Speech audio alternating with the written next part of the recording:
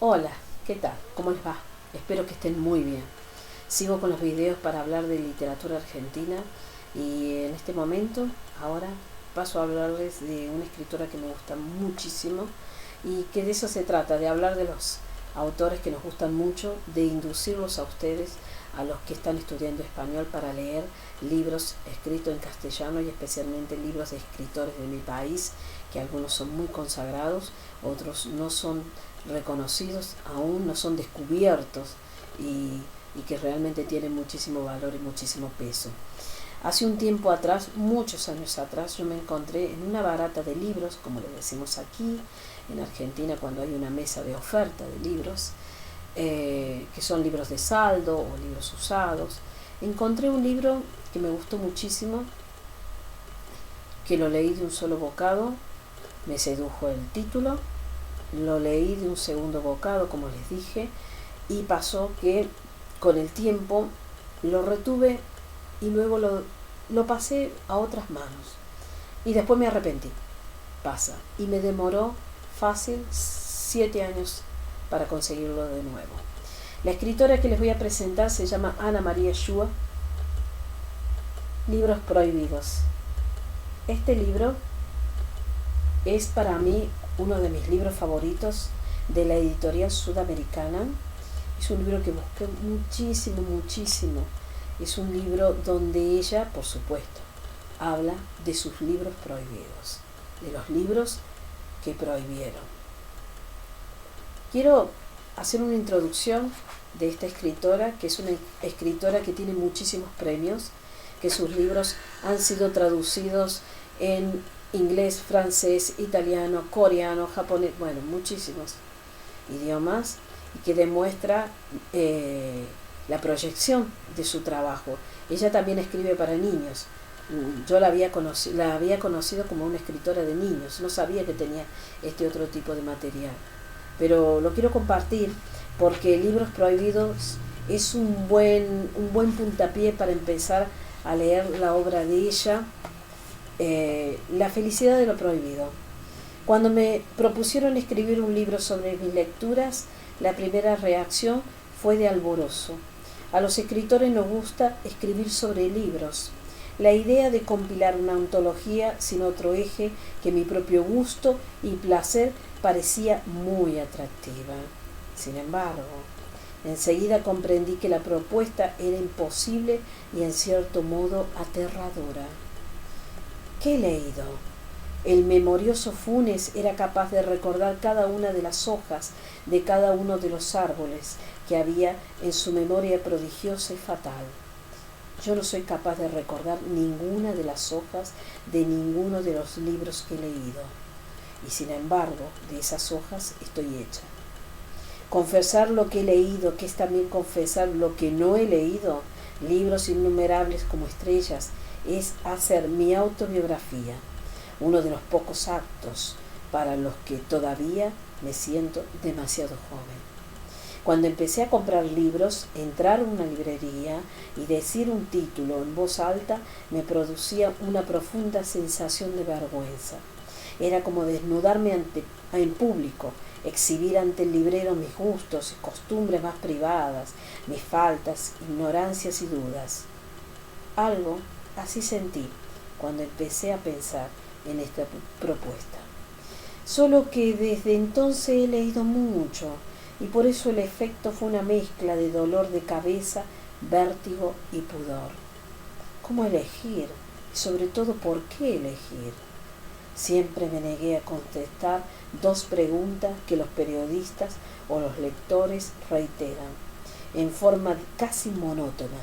¿Cuáles son los 3 libros que te llevarías a una isla desierta? ¿Cuáles son sus libros o sus autores preferidos? ¿Por qué elegir, digo, y cómo entre Jack London y James Joyce, entre Eurípides y Saramago, entre Choderlos, Delacroix y Archipreste de Ita, entre el cuento brevísimo y la novela, entre la literatura policial y la poesía, entre los libros que he leído y los que voy a leer? No, decididamente no confieso. pero puedo contar una parte de la historia, la que yo elija. Puedo ponerle un límite de confusión general y detenerme a algún punto de mi carrera de lectora. Desde ahí echar una mirada alrededor. Por pura arbitrariedad y también porque ese año fue significativo en la historia argentina, decido pararme sobre el pico más alto de 1969 y mirar hacia atrás. Tengo 18 años y he vivido ya una apasionada adolescencia de lectora, una pasión que en momentos comparto con mucha gente de mi edad. Es fácil idealizar el pasado. Basta con olvidar un par de cosas, acudir a la memoria selectiva. La sociedad en la que crecimos no era maravillosa, era muy hipócrita. La menor transgresión a la moda era un escándalo. En los colegios secundarios no había alumnas embarazadas, se optaba por el aborto. La lectura, como todo lo demás, era una actividad reglamentada y cercada de prohibiciones. A cierta edad no se debía leer ciertos libros. Bajo ciertos gobiernos no se debían leer otros. Era dañino leer con luz artificial. Para leer había que prestar atención a la buena postura. Las novelitas eran un pasatiempo mal visto en comparación con los sagrados libros de estudio. Hoy, en cambio, la lectura se percibe como amenazada. Y así se ha vuelto una actividad prestigiosa y deseable en cualquier circunstancia, promovida por las convenciones sociales, es decir, infinitamente menos deseable para los jóvenes que cuando se les sancionaba. Por supuesto, siempre hubo lecturas obligatorias y abominables, pero para escapar de esos libros lo que hacíamos era leer otros, los mejores, los mágicos, los que nos pasábamos unos a otros como una contraseña, los libros prohibidos. Así fue leer en los 60 y de muchas otras maneras. Yo les recomiendo muchísimo, perdonen la lectura, les recomiendo muchísimo Ana María Shua. Libros Prohibidos es un libro fabuloso donde ella nos va mostrando aquellos libros. Tenemos en el índice, aparte de La felicidad de lo prohibido, Contra el hábito de la lectura, Primeras bibliotecas, Saki Laura, y aún antes, Alfonsina Storni, Olvido, El Decamerón y la sexualidad femenina, Boccaccio, Olivetti y El ermitaño, Éramos tan jóvenes, íbamos al teatro, John Singer, La sombra del valle, Ciencia ficción, El desembarco, Bill Brown, Los patos de las estrellas, los clásicos, Chekhov, Sanochka, los clásicos de la rebeldía, Leonora Carrington, La debutante, Los mandarines, Simone de Beauvoir, La invitada, Borges, Manuel Puig, Boquitas pintadas, El Boom, García Márquez, Blackaman, el bueno vendedor de milagros, Cortázar, Rayuela y el esnovismo intelectual, Aconcagua, En el bosque, literatura argentina, Beatriz Guido, Días felices, literatura yanqui, O. Henry, La vueltas de la vida, la poesía Compromiso y misterio, Miguel Ángel Bustos, Visión de los hijos del mal, Dictadura, 76 al 83, efectos de la dictadura. Bueno, así que les recomiendo este libro, espero que les guste. El puntapié que les di, el granito pequeño de arena, para que puedan buscar este libro. Tiene muchísima obra y mucha obra dedicada a los chicos.